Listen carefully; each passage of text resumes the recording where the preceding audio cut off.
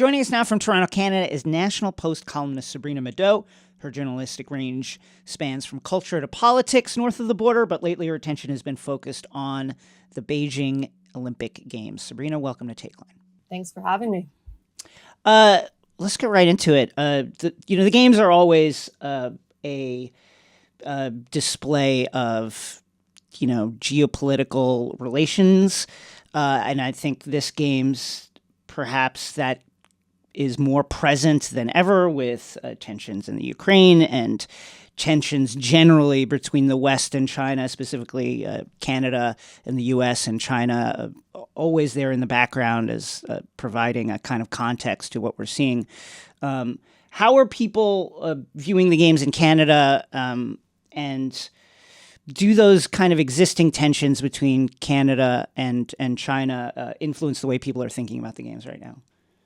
Absolutely. Like you said, the Olympics never happens in a silo. There are always broader societal and political implications. And countries and their leaders are very aware of this. So they do use the games to disseminate propaganda or to influence the international conversation, and to try and sway public opinion. And China in particular has been pretty prolific in trying to use the Olympics to do that, dating back from when Beijing hosted the games in 2008 to now when they're hosting them in 2022. But this time around, I think the public in general is wising up a bit to their ulterior motives. Obviously, they've been in the news a lot over the last couple of years for their increasingly aggressive foreign policy. There was the incident with the two Michaels in Canada, where they were detained for a very long time without cause, possibly in retaliation for Canada detaining on behalf of the U.S. a Huawei executive. Now, thankfully, the two Michaels were released before the games, but that's left a lasting impression in Canada for sure, that they understand that Beijing isn't playing nice on the world stage. And actually, a lot of Canadians have tuned out of the Olympics because of that. They're boycotting them. Some stats came from our national broadcaster, the CBC, which broadcast the Olympics here the other day. And viewership is down like 40% from the last Winter Olympics. And it's down huge from the Tokyo Games as well. So a lot of people are just saying, no, thank you. We don't want to support this. We don't want to be a part of it, which might be a good thing. Perhaps it will force some change. Let's talk about a Canadian athlete in particular, Max Parrot's medal-winning run, some scoring controversy there. Certainly not something that, if anybody is a sports watcher, an Olympic watcher, certainly not something that is foreign to the Olympics, right? There are scoring controversies constantly. A lot of the particular events, whether it be figure skating, ice dancing, etc., are scored subjectively, although they try to make it as rigorous theoretically as possible. Talk to us about what happened on Max's medal-winning run. Like you said, the games have a long history of scoring controversies, from figure skating to snowboarding. Yes. And in this case, snowboarding has had a lot of controversy this Olympic Games. And the one you're referring to in particular happened in the men's snowboard slopestyle final. Max Parrot did his run, which was spectacular, except he made a pretty major error, which was during a jump, he grabbed his knees rather than his board. And typically that would result in a reduction of 2 to 3 points. And that would have been enough to change the medal standings. But in this case, Judge Human Error missed the grab. So they gave him the full points and he ended up coming in first and winning gold, when in reality, he should not have, based on that pretty big error. So there was a lot of controversy around that. And actually, another Canadian snowboarder who came in third and placed in bronze had said to the media afterwards that Max Parrot hadn't deserved the win, that the judges had really screwed up, and that caused a lot of hoopla as well. He ended up apologizing afterwards, of course. Yeah, I think, snowboarding is it's not new, but it's sort of new, and it's certainly introduced like a less buttoned up, more fun kind of athlete to the Olympics that I think maybe the very kind of buttoned down Olympic Games is not usually used to dealing with. Let's talk about the situation in figure skating, which I think is at the top of everyone's mind right now. Russian figure skater Kamila Valieva, who's 15 years old, had tested positive for a variety of substances that could suggest that she was doping, was allowed to compete, and then one can only surmise under the intense pressure of the games, broke down on the ice. Talk to us about that, and what are the thoughts there in Canada and your own personal thoughts about whether she should even have been allowed to compete? Yeah, that's been quite the saga, and I agree, the most prominent story coming out of the games. And it's really tragic because, like you said, it deals with a minor athlete who's only 15 years old. And especially watching in the finals and when she fell twice and then broke down sobbing afterwards, and her coaches were rather cold and actually offering criticism after rather than comfort. It was a really revealing moment about how little a lot of the parties involved in the games, whether that's Olympic committees or coaches or the sporting bodies themselves, actually care about the athletes. We've seen a lot of athletes coming out. We saw in the Tokyo Games too, speaking about mental health, about how they're treated, about abuses.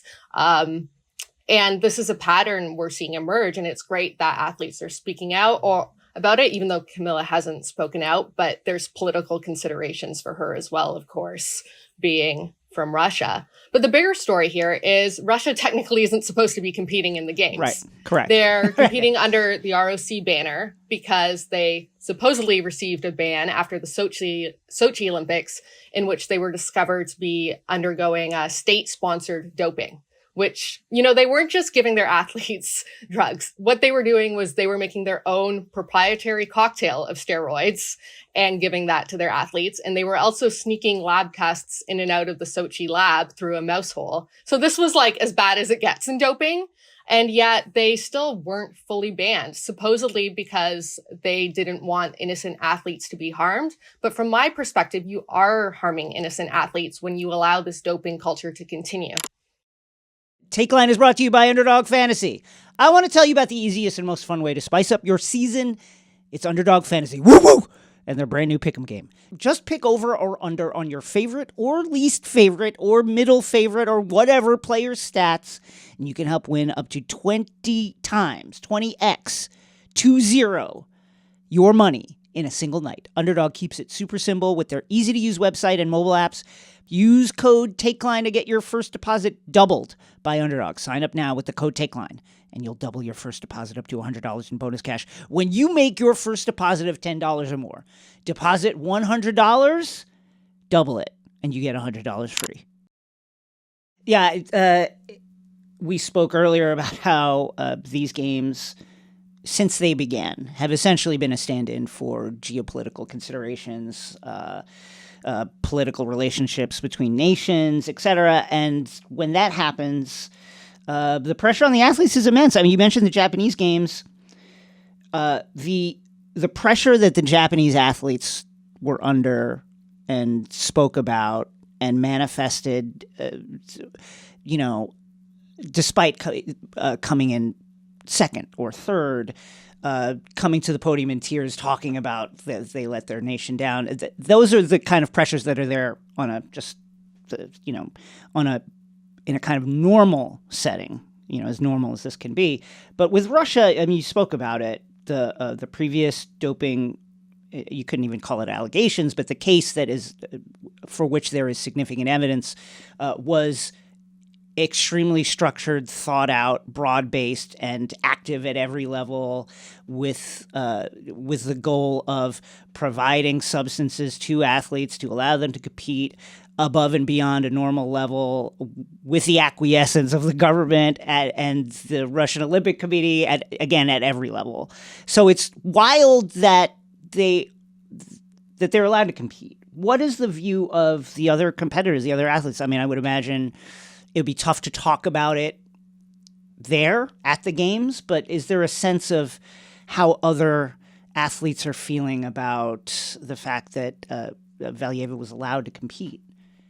I think for athletes, a lot of them empathize with her because they understand how young she is and the pressure she's been under. So I think the collective feeling is that the athlete herself in this case should not be blamed, but there should be serious accountability for her coaches, her doctors, her nutritionists, the Russian Olympic Committee, Russia itself.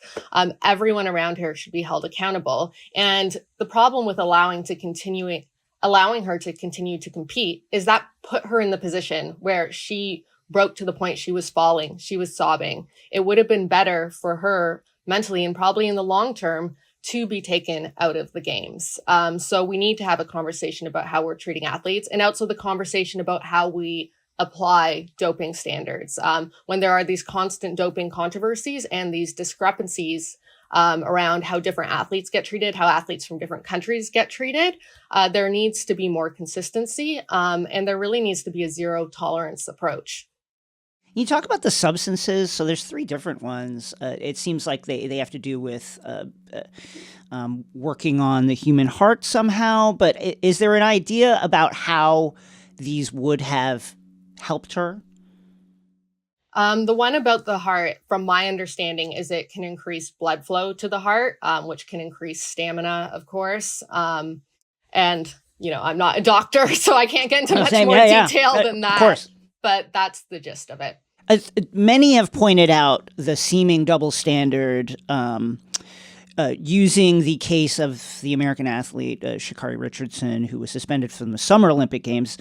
In that case, it was for testing positive for marijuana, which, while legal in her state and in almost half the country, it was a banned substance, despite it certainly not being a performance enhancer in any kind of way. Do you see a hypocrisy here in the way these 2 different situations were legislated? I do think there was. And Sha'Carri herself came out on Twitter earlier this week and said, look at this situation. The only difference I can see is that I'm a Black female athlete. And she had been incredibly accepting of the ruling up until then and apologetic. And so for her to come out and make that kind of statement was a really big thing.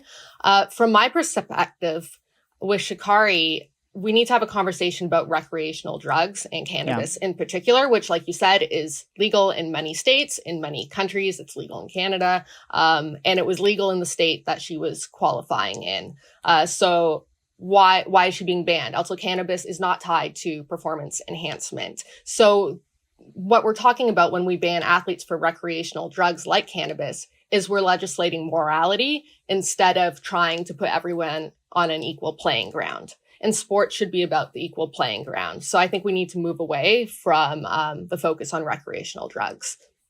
As we move past the games, again, with all the kind of international considerations that are currently happening, whether it's competition between the West and China, or the rising tensions between Russia and NATO vis-a-vis Ukraine, all of which are playing out in different ways through these games. As we move past these games, what do you think are the legacy of the Beijing Games will be? I'm hoping that the IOC will be much more wary of giving the games to authoritarian states, especially ones with terrible human rights records. That has really brought down the overall vibe surrounding these games and has resulted in a lot of controversy and put athletes in a really bad place. So the IOC needs to be more aware of that. I think that we're seeing lack of action and reform in the judging world, and when it comes to doping, really start to make, headlines multiple times a day and controversies in multiple sports. So hopefully we'll see reform from that. The good news is that the next few games are in democratic nations. So hopefully we can continue to see that pattern and that democratic nations will continue to step up with bids for the games. She is Sabrina Maddeaux. She is a columnist for the National Post. Sabrina, thank you for joining us. Thanks for having me.